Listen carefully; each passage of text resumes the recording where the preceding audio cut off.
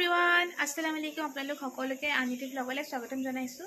সদায় মই এনেকুৱা সময়তে ষ্টাৰ্ট কৰোঁ 12টা 12:30 তাৰমানে এনেকুৱা সময়ত মই আজৰি হওঁ ৰাতিপুৱা উঠি ব্ৰেকফাষ্ট বনালে কেতিয়াবা কৰিলে কৰোঁ আজি কৰিব নহ'লে ফোনত চাৰ্জ নাছিলে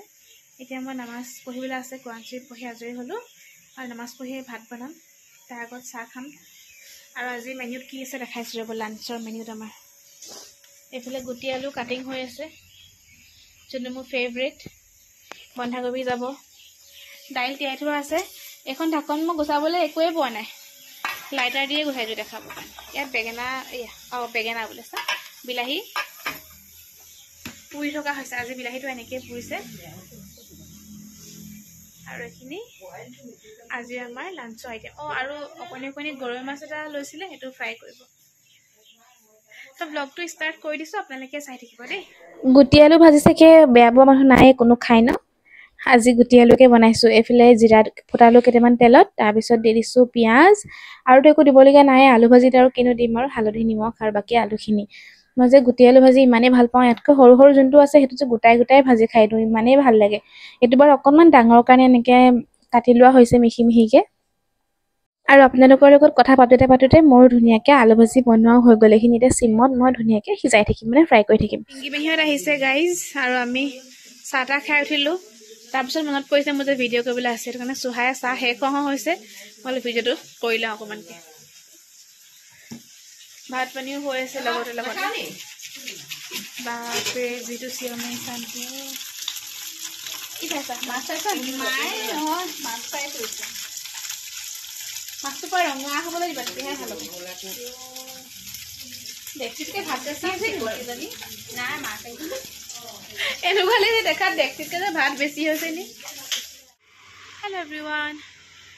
এই মাহীহঁত গ'ল তাৰপিছত আচৰ নামাজো পঢ়িলোঁ এতিয়া বাহিৰলৈ আহিছোঁ কাপোৰ আছে নি কাপোৰ নিলেই কিন্তু মোজা কিপাত য'ত মেলিলে সেইচব মই ঢুকিয়ে নাপাওঁ যেন তেন মোৰ পাত পালোঁ এটা আৰু সিযোৰ মই ঢুকি নাপাম বহুত ভৰি দাঙিব লাগিব আচৰ নামাজ পঢ়িলোঁ এতিয়া মোজাযোৰ নুশুকালে পায় আৰু মগিবলৈ টাইম আছে বাৰু তাৰ আগতে মই টচবি ল'ম এতিয়া অকণমান ভিডিঅ' কৰিলোঁ আজি ভিডিঅ'বোৰ কৰা মোৰ বৰ খেলি মেলি হৈছে মানে কি হ'ল আজি গাটো অকণমান কালিও অকণমান গাটো মানে কিবা এটা আনি আৰু অলপ বেয়া লাগি থাকিলে আৰু আজি বাৰু বেয়া নহয় শেষত আজি ভালেই কিন্তু হ'লেও মানে সেই সদায় এক্টিভ থকা নাযায় এতিয়া মই যিটো বুজিছোঁ মানে সদায় এক্টিভ থকা নাযায় কেতিয়াবা পূৰা এক্টিভ থকা যায় কেতিয়াবা অকণমান হ'লেও ল' হয় কেতিয়াবা বহুত বেছি ল' হয় কালি বহুত বেছি ল' কালি মই ব্লগো নাই কৰা সেইটো কাৰণে বা যি কি নহওক দোৱা কৰি থাকিব যাতে মোক দিনকেইটা আল্লাহে ভালকৈ পাৰ কৰক নামাজ যাতে মই পঢ়ি থাকিব পাৰোঁ সেইটো দোৱা কৰিব খালি আজি ৰাতিৰ সাজত বনাবলৈ লৈছোঁ লোকেল চিকেন আৰু লোকেল চিকেন অকণমান ঝোলকৈ বনাম ভাবিলোঁ আপোনালোকক ৰেচিপিটো দিওঁ মইনো কেনেকৈ বনাওঁ দেখাওঁ আপোনালোকক তেলত প্ৰথমে দিলোঁ তেজপাত তাৰপিছত দিছোঁ পিঁয়াজ অকণমান সৰহকৈ দিছোঁ কিয়নো ঝোল হ'ব তেতিয়া পিঁয়াজ আৰু আদা নহৰুৰ ওপৰতে অকণমান ডাঠ হয় নহ'লে বেছি পানী হৈ যাব যে আৰু লোকেল চিকেনটো ঝোলেই খাব লাগে কাৰণ তাত শক্তিও পোৱা যায় আৰু ঝোলটো খাবলৈও টেষ্টি হয় এতিয়া পিঁয়াজখিনি অকণমান ৰঙা হোৱাত দি দিছোঁ মই আদা নহৰু পেষ্টটো সৰহকৈ দিছোঁ কৈছোঁৱে যে আদা নহৰু আৰু পিঁয়াজতে গ্ৰেভিটো হয় ন মানে ঝোলটো অকণমান ডাঠ হয় আৰু আদা নহৰু পানী অকণমান দি দিছোঁ যোনটো মানে টেমাটোত পানী হৈ যায় অকণমান তাৰ অকণমান দি দিছোঁ আৰু মছলা এতিয়া দিছোঁ মই নিমখ তাৰপিছত যিখিনি মছলা আমি ব্যৱহাৰ কৰি থাকোঁ নিমখ হালধি জিৰা ধনিয়া আৰু মিট মছলা অকণমান আৰু কাশ্মীৰী মিৰ্চ অকণমান দিম